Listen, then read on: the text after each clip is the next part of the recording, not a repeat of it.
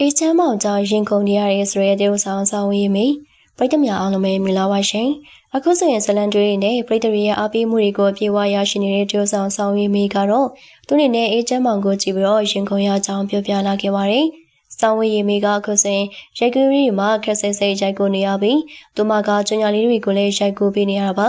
မကြမီမာလေးတရုတ်ဆောင်ဆောင်ဝေးမိကအေးချမ်းမောင်နဲ့တွေ့ဖက်ပြီးတော့ရိုက်ကူးရီရဲ့အတူတူလှုပ်သွားဖို့ရှိရလို့လည်းသိရပါတယ်အခုစင်ရဲ့နုပညာလုပ်တွေမှာအရင်ကချက်ပို့ပြီးတော့စူးစမ်းလုပ်ကိုင်လာနေတဲ့တရုတ်ဆောင်ဆောင်ဝေးရေးမိကိုအေချမ်းမောင်နဲ့အတူတူမတူညီတဲ့ character မျိုးမှာညတွေ့အားပေးလာရတော့မှာဖြစ်ပါတယ်။ဒီနေ့မှာတော့တရုတ်ဆောင်ဆောင်ဝေးရေးမိက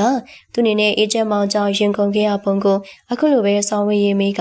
ပွပွလင်းပြောပြလာခဲ့ပါတယ်။ဆောင်ဝေးရေးမိကတော့ကိုအေချမ်းမောင်ရဲ့အခြေခံတွေကိုကြည့်ပြီးတော့ရင်ကုန်နေရတယ်။သူကမျက်လုံးတွေကစားအသက်ပါတယ်။အခြေခံတွေဆိုရင်အရန်ကိုပြပြနေမကြမီမှာကိုရဲချမ်းမောင်နဲ့တူတူရိုက်ကူးရေးလုပ်ရဖို့ရှိပါတယ်။အခုတူတူတရုတ်ဆောင်ရိုက်ကူးရမယ်အဖို့ပြောပါတယ်။ကိုရဲချမ်းမောင်ကတရုတ်ဆောင်ကောင်းတယ်လို့အပြင်မှာသူကသဘောလေးကောင်းပါတယ်ဆိုပြီးတရုတ်ဆောင်ဆောင်းဝေးမိကအေချမ်းမောင်နဲ့ပတ်သက်ပြီးတော့ပြောပြလာခဲ့ပါတယ်။အခုဆိုရင်တရုတ်ဆောင်ဆောင်းဝေးမိကဇလန်တွဲလေးနဲ့အတူတူ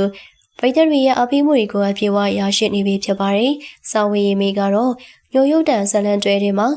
ကလေးကိုဆဲစိတ်လိုက်တဲ့အခန်းနဲ့ပရိသတ်ရဲ့အကြားမှာအရန်ကိုပေါက်သွားခဲ့ပါတယ်။မျိုးရုပ်တန်ဇလန်တွေမှာစောင်းဝေးရီမိကကလေးကိုဆဲစိတ်လိုက်တဲ့အခန်းမှာကင်မရာလေးကွဲ့ကြောင်းတကယ်စိတ်လိုက်တယ်လို့ဖြစ်သွားပြီးအဲဒီပေါ်မှာပရိသတ်တွေကအမျိုးမျိုးပြောဆိုနေခဲ့ကြတာဖြစ်ပါတယ်။စောင်းဝေးရီမိကတော့ညိုရုပ်တန်ဇလန်တွေလေးနဲ့လေပရိသတ်တွေရဲ့အားပေးမှုတွေရရှိခဲ့ပါတယ်။သူမကတော့အနုပညာလုံးတွေမှာတည်းတည်းမကစူးစမ်းသွားမယ်လို့ဆိုပါတယ်။တရုတ်ဆောင်စောင်းဝေးရီမိကတော့သူအနေနဲ့အနုပညာလုံးတွေကိုစူးစမ်းပြီးတော့လုပ်ကိုင်နေပေမဲ့ကိုကျင့်တရားပြတ်ပြတဲ့ဇက်ဝင်ခန်းတွေမျိုးကိုတော့လက်မခံဘူးလို့ဆိုပါတယ်။အဲအကြောင်းတွေကိုလည်းစောင်းဝေးရီမိကအခုလိုပဲပြောပြလာခဲ့ပါတယ်။ဆောင်းဝေးရီမိကအနုပညာတက်တန်း73နှစ်မှာကာရိုက်တာကျမ်းတာညိုစီရီတဲက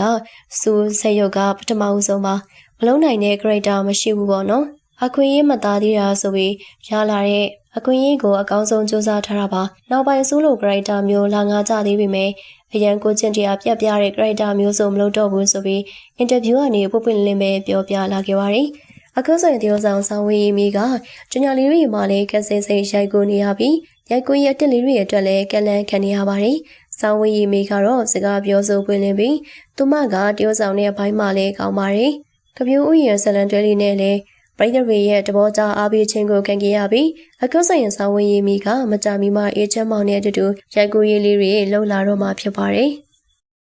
ဟုတ်ကဲ့ပါရှင်ဒီနေ့တင်ဆက်ပေးသွားတဲ့အကြောင်းလေးကတော့ဒီလောက်ပါပဲရှင်နောက်ထပ်လည်းပရိသတ်တွေအတွက်အနုပညာရှင်သတင်းကြောင်းများကိုတင်ဆက်ပေးဦးမှာဖြစ်လို့အသစ်သောဗီဒီယိုတင်နိုင်မလို့တန်သိရှိနိုင်ဖို့အတွက်ဘေးနာချက်ပေးခလုံးလေးကိုလည်းနေထားပေးကြအောင်ရှင်အဆုံးထိအားပေးကြည့်ရှုမှုအတွက်လည်းကျေးဇူးအများကြီးတင်ပါတယ်